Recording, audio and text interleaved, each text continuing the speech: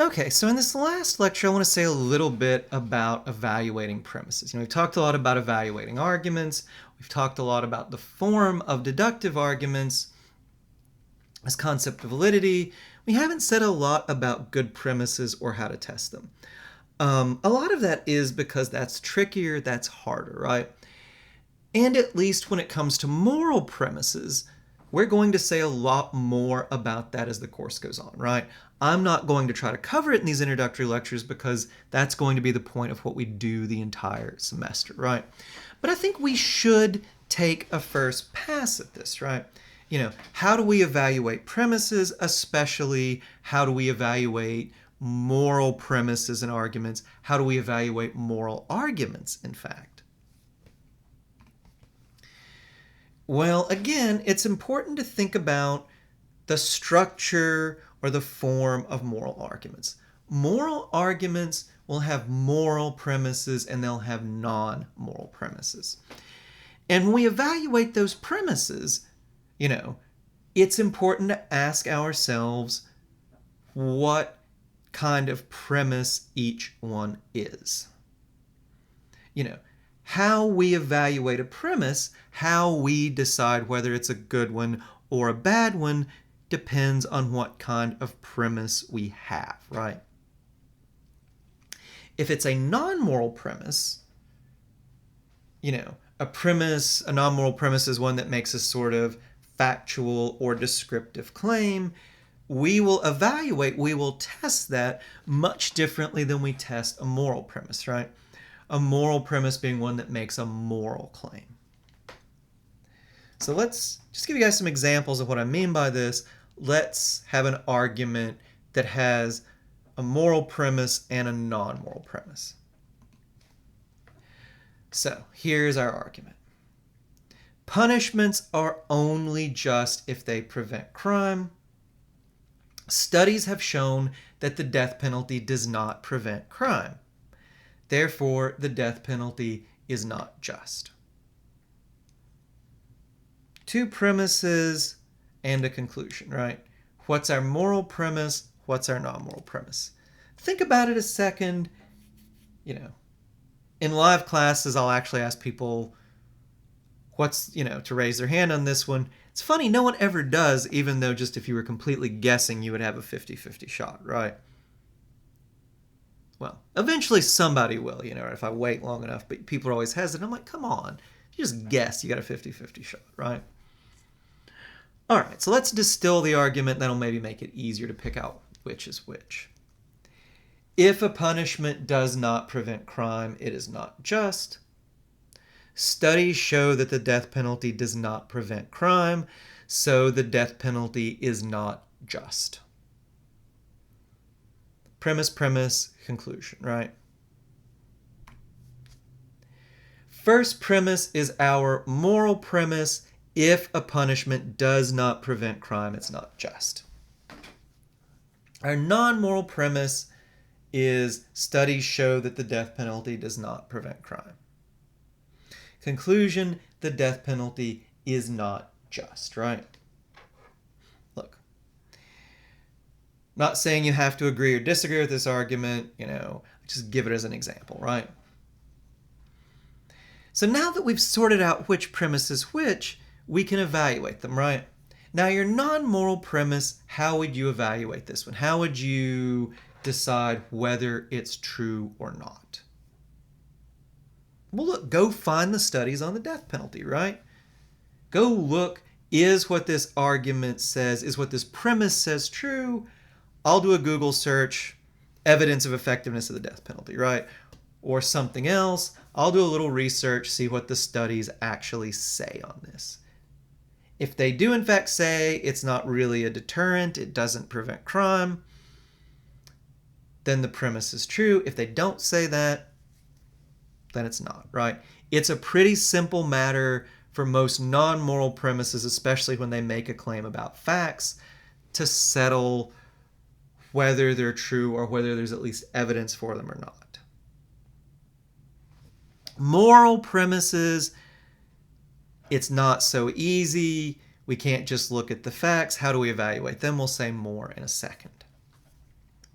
Now, our emphasis in this class is going to be evaluating moral theories and evaluating the moral premises they give us, so we'll focus more on that. But look, we do need to say a little bit about evaluating non-moral premises, right? So the first thing I'll say about non-moral premises is that ideally they should not be controversial. And by this, what I mean is not just that you think they're true, you're pretty confident they're true. You also think the average person on the street, just a random person, would not reject the premise either. Non-controversial means random person on the street, you know nothing about, you think would accept the premise, right? Just about anybody you're talking to would accept it, would find it something that they accept as true. Now look, there's not going to be any premise out there that some person won't reject, right? There are flat earthers in the world, right? There are 9/11 conspiracy theorists in the world, right? Look, some people are going to reject it, but you just have to think the average sensible person you know nothing about would accept it. That's what I mean by not controversial. Well, look, obviously, a lot of times if you're going to make an argument about a political or social issue, you're going to have to use premises that are controversial, right? If the other person accepted your non-moral premises, in a lot of cases, they would agree with you on this issue. So what do? Well, if you use a premise that's controversial, you need some evidence for it. This will be very important in this class. In your discussion posts, if you make a controversial claim, you are going to need to provide evidence for it. Well, how do you get evidence? Well, in the age of Google, it has never been easier to get evidence, right? It's never been easier to get good evidence. It's also never been easier to get bad evidence, right? There's all sorts of just crackpots and liars on the internet, as well as people who do a great job of sharing information, right? So look, first thing I'll say is just to use reputable sources. This can take some judgment. Honestly, one of the things, I hope you learn in college is just to sort out reputable from non-reputable sources. This takes a bit of judgment. This takes some experience, right? But, most of us have at least a basic idea of what are and aren't reliable sources, right? The Washington Post and the Wall Street Journal are reliable sources. The National Enquirer and the Weekly World News. I don't even think the Weekly World News exists anymore, right? But some of you guys have long memories, or just like me, you're old. You'll remember Bat Boy and his many adventures and Elvis being alive in Vegas. That was all Weekly World News stuff, right?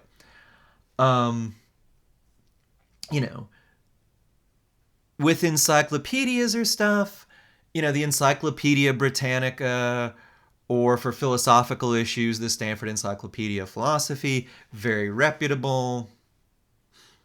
Wikipedia, not entirely unreliable, but also more of a mixed bag, right? Encyclopedia Britannica, more reliable than Wikipedia. One of the things I'll tell you guys, a lot of times when I'm doing research, I start with Wikipedia, but honestly, anything you find in Wikipedia, you should honestly verify somewhere else. Beyond reputable sources, it's important to use multiple sources, to not cherry pick. Especially with political debates like the ones we're going to be covering in this course, there are a lot of people who won't lie, who will give you reputable information, but they have agendas, right?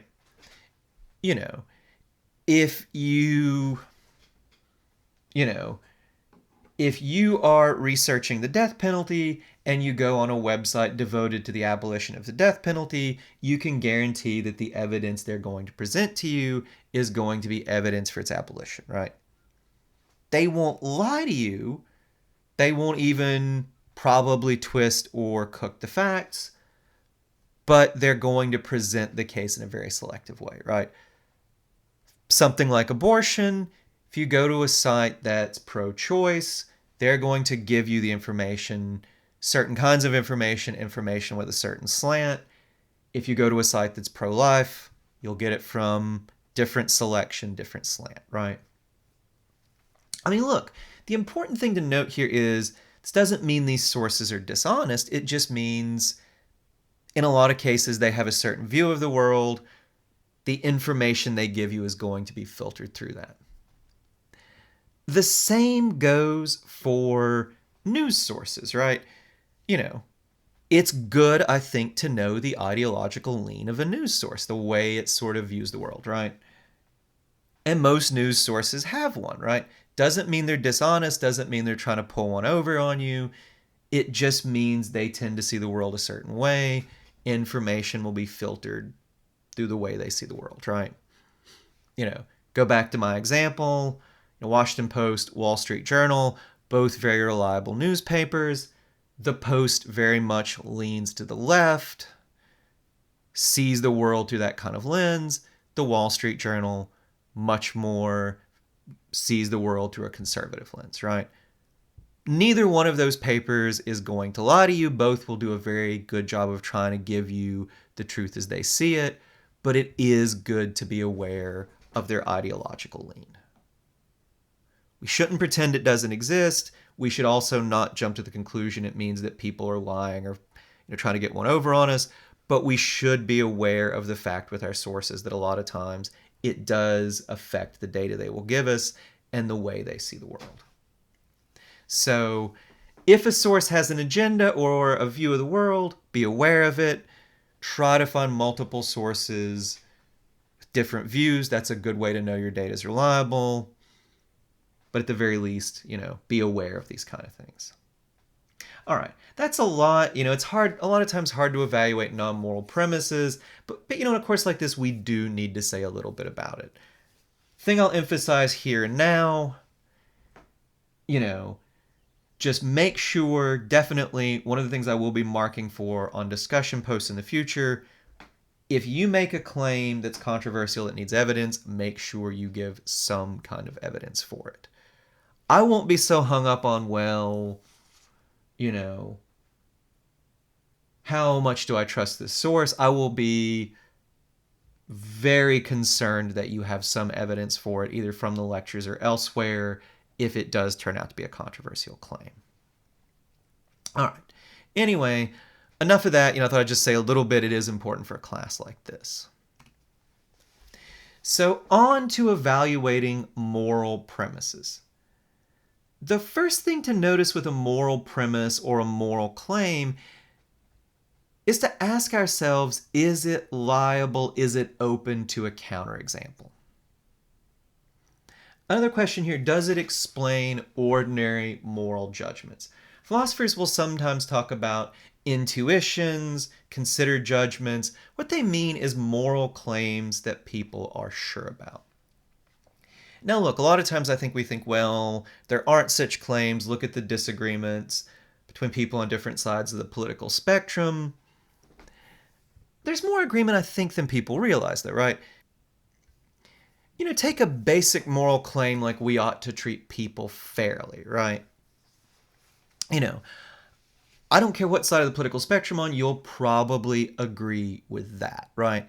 Or, we shouldn't take people's property without a good reason, right? Again, we can argue people on different sides will have different ideas of what a good reason is, but the basic moral claim, I think there's going to be some agreement, right? And so that's one of the things we're going to do in this class, to try to come up with principles that explain some of these basic judgments, basic claims that pretty much everyone can agree to. So, good moral theory, does it explain those sorts of moral judgments or moral claims? But first, let's talk about counterexamples.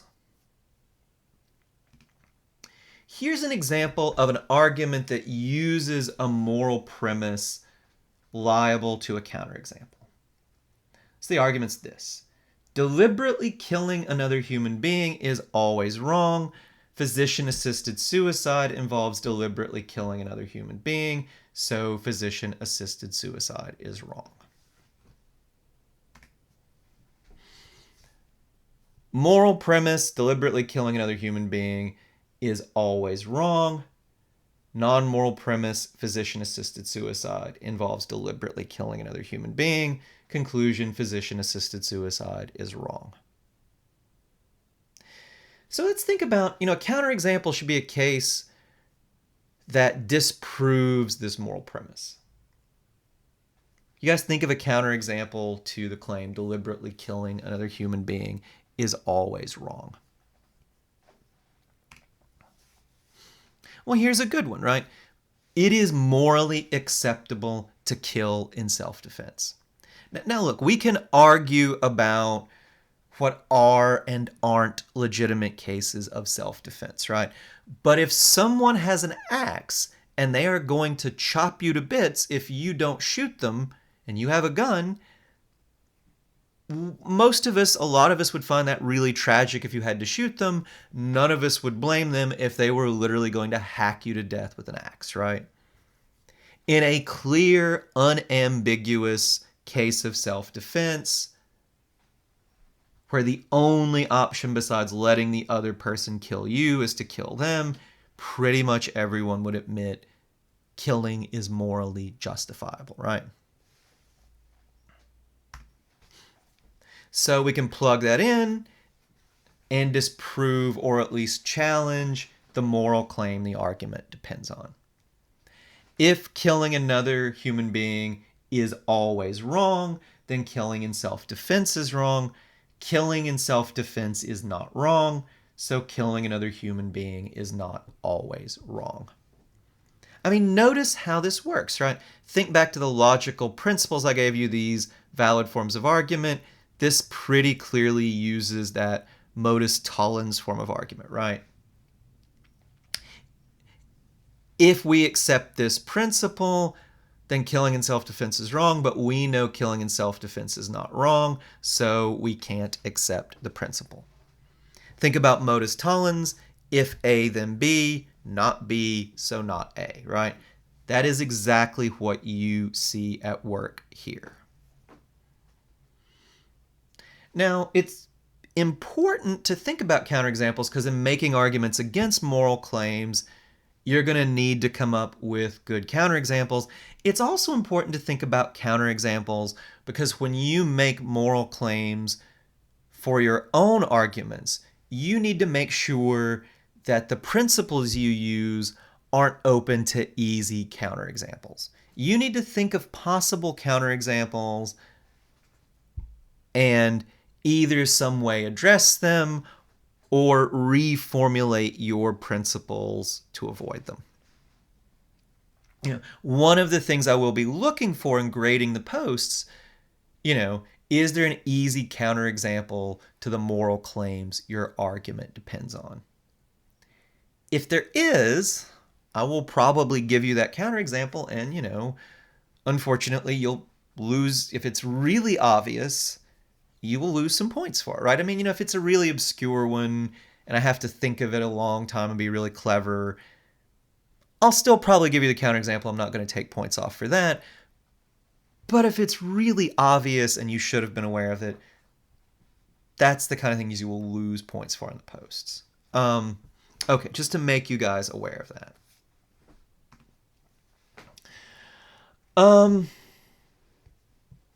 So how do we come up with a good counterexample? And I think this is really important. And now think back to the counterexample I used to the premise here. Deliberately killing another human being is always wrong. Morally acceptable to kill in self-defense. Now, sometimes when I present this argument, a lot of students, the example they'll give is, well, it's morally acceptable to execute someone for a crime. And that's not a bad counterexample. It's a decent one. The self-defense one is actually much better, though. And why is that? So here's the thing. For a counterexample to work, the other person must admit the truth of the counterexample. If you say to them, well, your principle has this crazy result that you can't accept, and they respond, well, no, I don't think that that's so crazy and I can't accept it, your counterexample just doesn't work, right? Counterexample should not be controversial. If your counterexample is, well, execution, that might be justifiable, well, think about this, right? Lots of people might not think that executing someone for a crime is morally justifiable, right? A lot of people will, a lot of people won't. The people who won't, your counterexample just won't have any punch, right?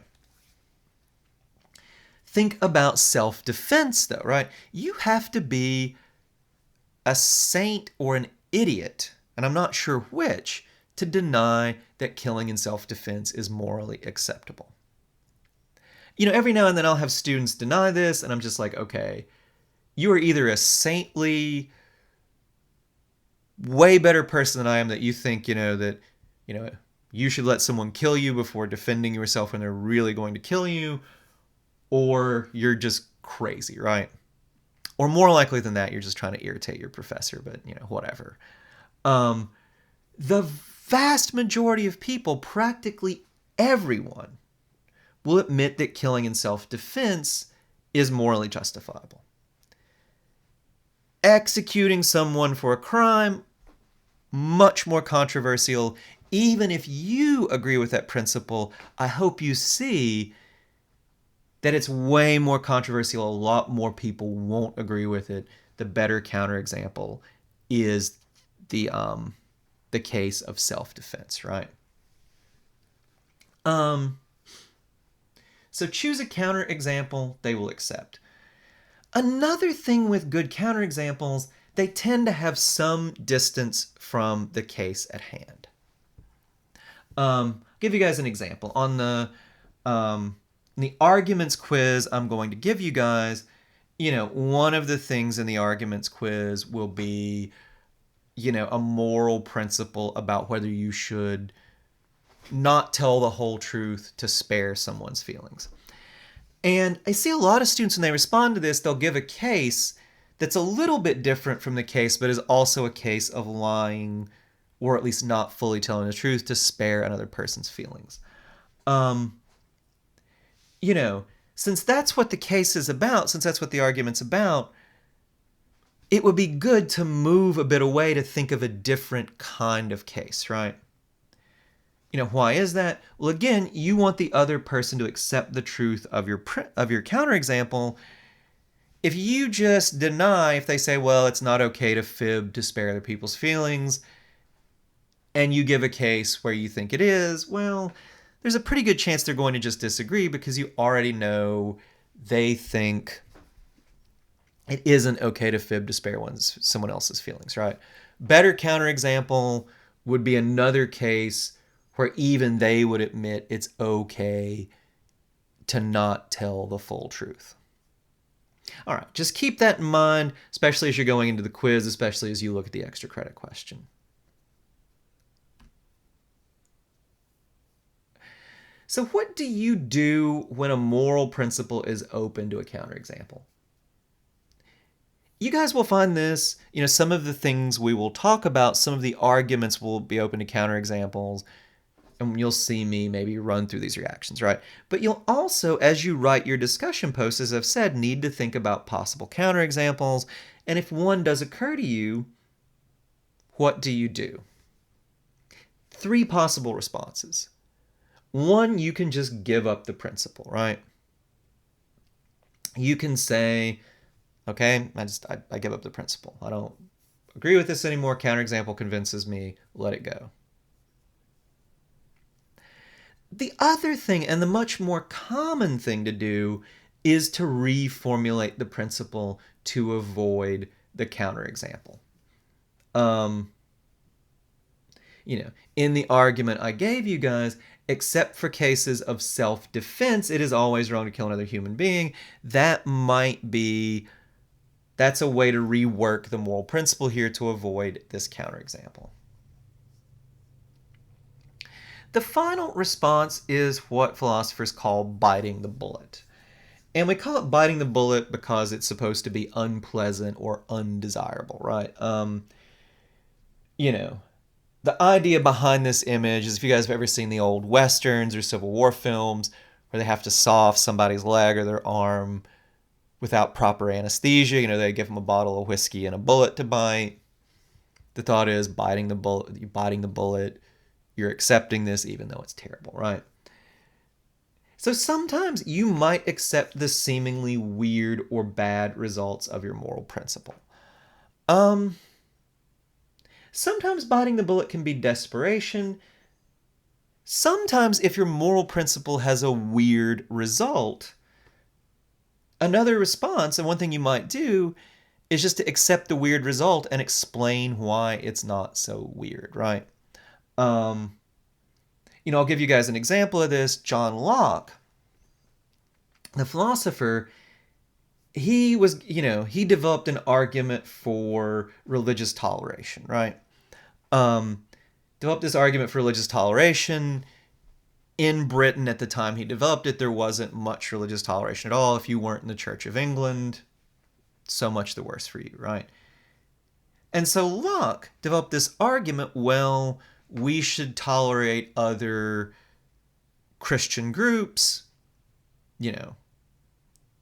This was hundreds of years ago, so this was radical. And some people would have said to Locke, well, your arguments mean we should tolerate non-Christian groups. And Locke would just say, well, yeah, we should. Here's why that's not so weird, right? This now seems like common sense to us. So sometimes you might even make moral progress by accepting what look like weird or bad results and explaining why they aren't so weird, right?